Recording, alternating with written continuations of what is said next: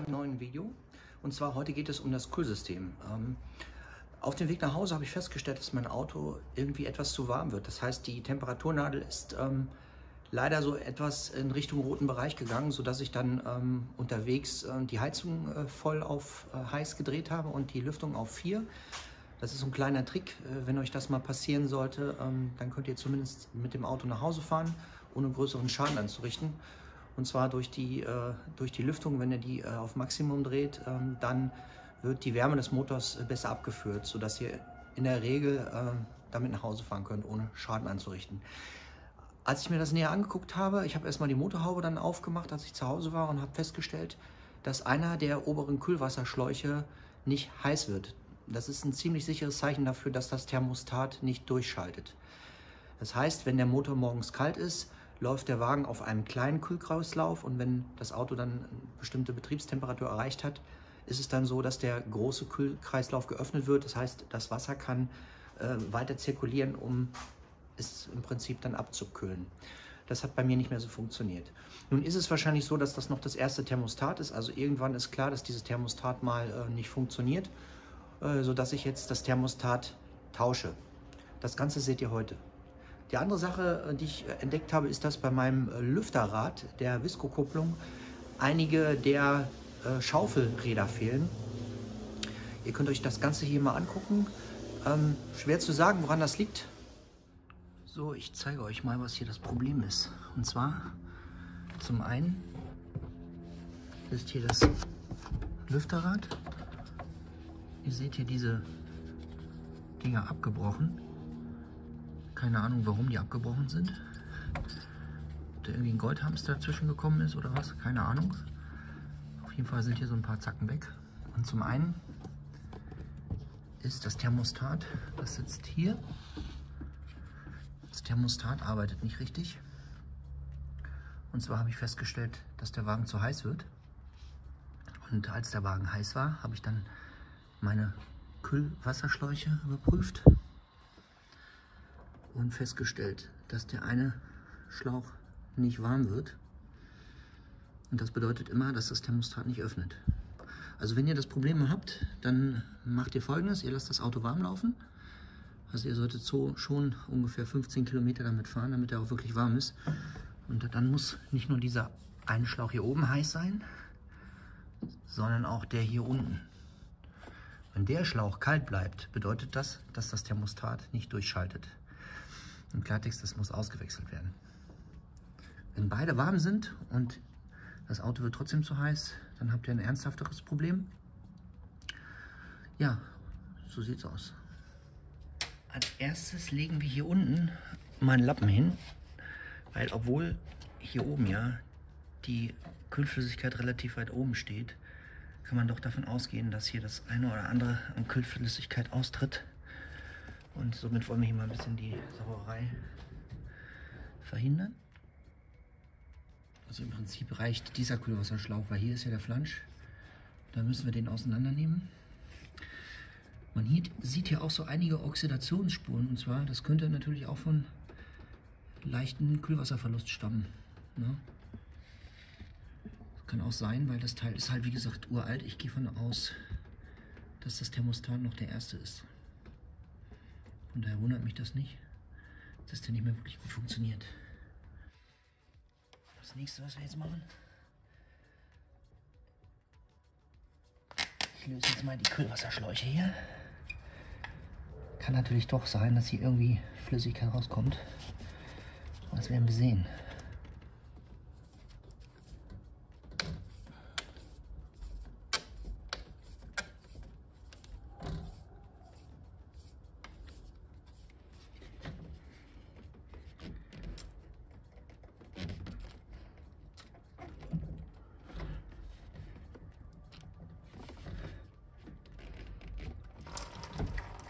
Oh, ist schon heiß, was hier rauskommt.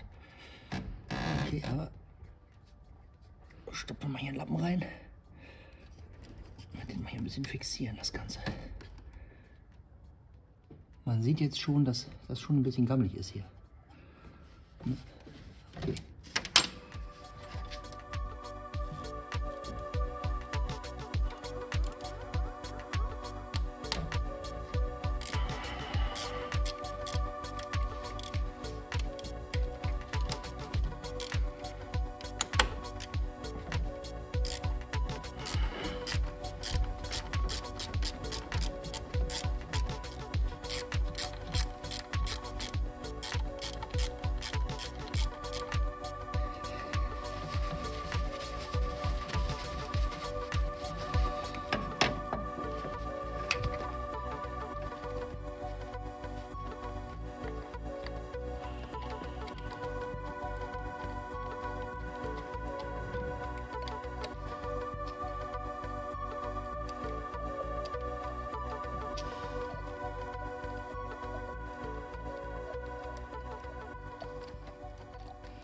So, jetzt löst sich der Flansch so langsam.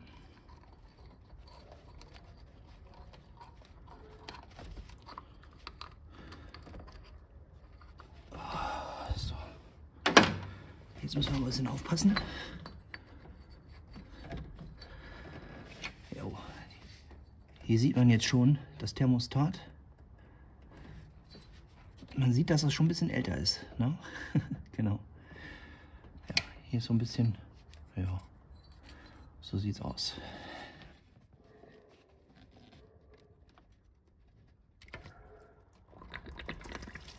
Ui, scheiße, kommt doch noch mal ordentlich Wasser raus.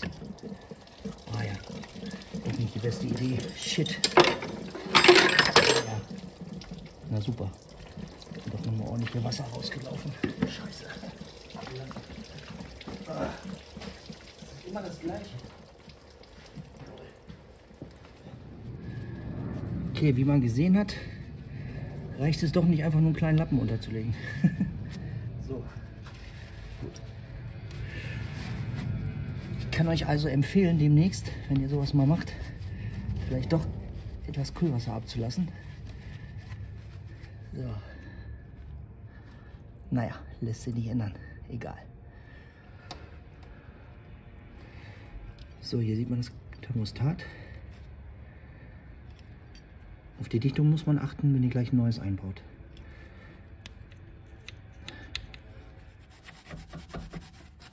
Ist nicht mehr so ein Poliervlies hier, um die Dichtflächen sauber zu kriegen.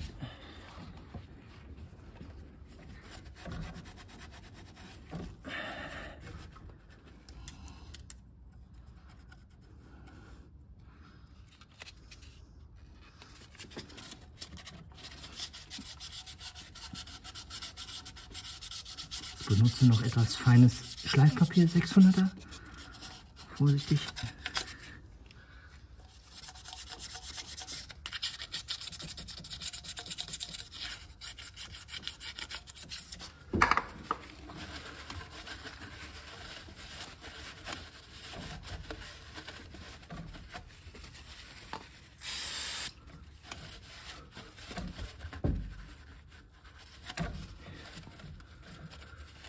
So, was wir jetzt machen, wir machen jetzt natürlich den Flansch etwas sauber. Hier kommt ja dann der Kühlwasserschlauch wieder drauf. Und was auch wichtig ist, hier sieht man hier oben, das ist die Entlüftungsschraube nachher. Ja, damit entlüftet ihr nachher das Kühlsystem, wenn ihr das wieder auffüllt.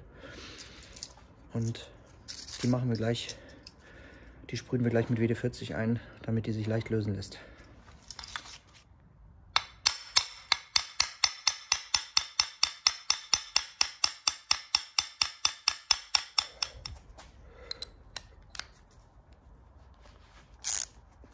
Nee, rutscht durch.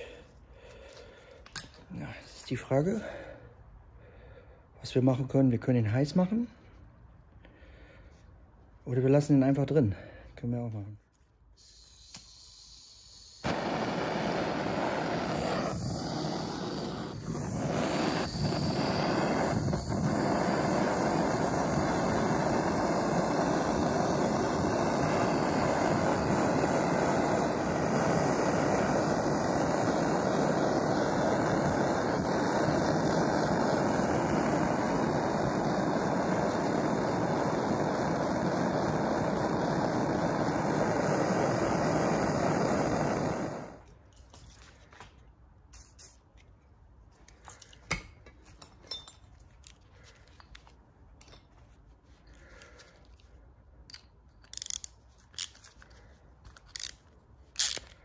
Ja, wie man sieht, funktioniert das.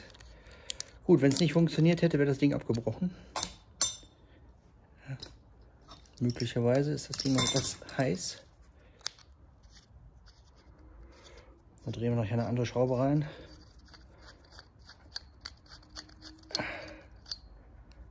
Ja, beziehungsweise im Notfall können wir die wieder benutzen. Das ist etwas kürzer. Ich hoffe mal, dass das kein großer Unterschied ist. Naja, wird schon passen, ne? Würde ich mal sagen. So.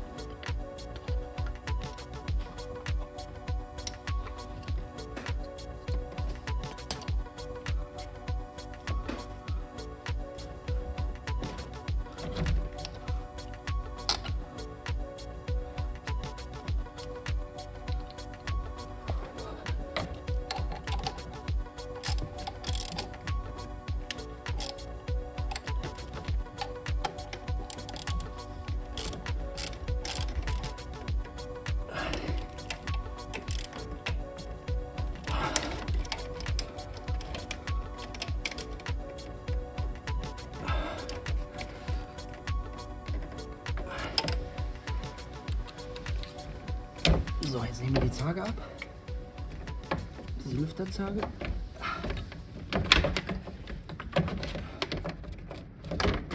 Aber die kriegen wir so nicht ab. Die bleibt jetzt hier erstmal hängen. So.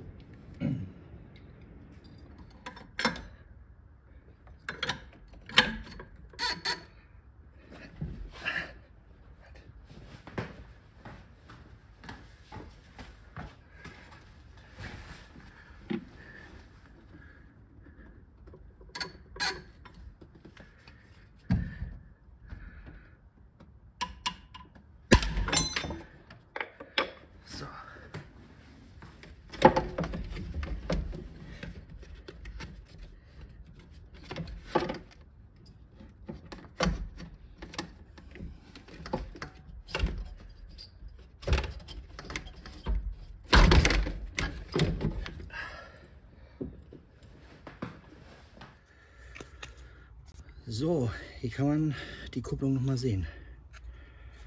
Na, das ist hier die Visco-Kupplung. Die funktioniert mit einem Bimetall und hier sieht man eindeutig, dass hier 3 von den Dingern abgefallen sind. So, jetzt schauen wir mal. Das ist das Neue. Ja, scheint zu passen. Ich habe im Nachgang dann festgestellt, dass es eventuell auch daran liegen kann, dass vielleicht das Lüfterrad zu nah am Kühler sich befindet. Das wäre irgendwie nur erklärbar, dass dieses Lüfterrad vielleicht nicht original ist. Ich weiß es nicht. Ich glaube, ich habe damals vor einigen Jahren diese ganze Visco-Kupplung aus prophylaktischen Gründen einfach mal getauscht, weil mit der Zeit werden diese Bimetalle alt. Und die sind recht billig und ich habe die ganze Sache getauscht. Vielleicht ist dieses Maß dieses Ersatzteils nicht korrekt gewesen, sodass der Kühler so ein bisschen im Weg war und diese Schaufeln immer wieder an diesen Kühler gekommen sind. Also wahrscheinlich ist das ja die wahrscheinlichere Lösung. Wahrscheinlich ist diese ganze Sache plausibler als die Geschichte mit dem Hamster.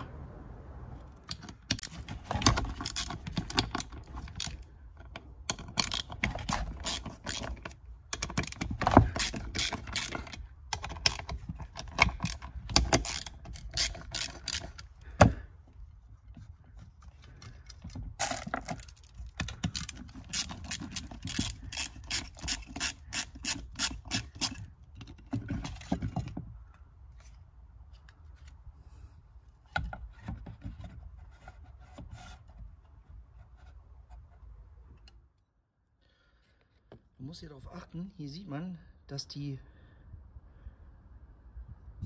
Bohrungen hier durchaus nicht gleichmäßig sind. Das heißt, die sind ja aus der Mitte. Da müssen wir genau gucken, welches wir da brauchen.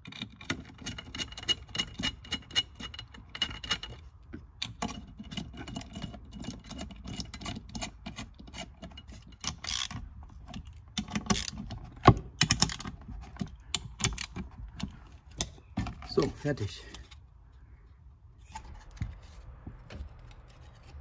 Ja, hier sieht man, wie ich das neue Lüfterrad einfädle. Wie man hier sieht, fange ich hier an mit dem Lüfterrad. Allerdings habe ich im Nachhinein dann festgestellt, dass man zuallererst die Zarge einbauen muss, weil sonst bekommt ihr die Zarge nicht mehr über das Lüfterrad. Ne? Das ist eben ganz wichtig. Also Zarge zuerst, dann das Lüfterrad, beziehungsweise ihr könnt auch die Zarge gemeinsam mit dem Lüfterrad einbauen. Wichtig nochmal hier, ne? Dieses Teil hat ein Linksgewinde. Das heißt, ihr müsst linksrum festschrauben. Links bedeutet, wenn ihr vor dem Fahrzeug steht, dass ihr gegen den Uhrzeigersinn schrauben müsst.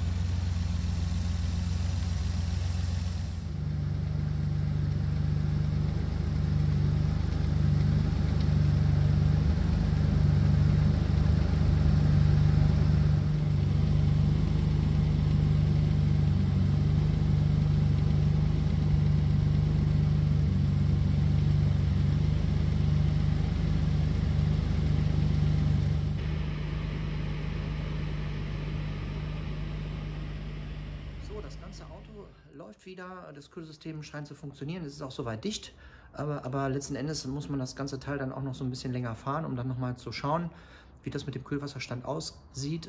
Denkt dran, Kühlsystem ist unglaublich wichtig, ist einfach lebenswichtig für das Auto, deswegen da keine dumme Aktion starten. Bis bald.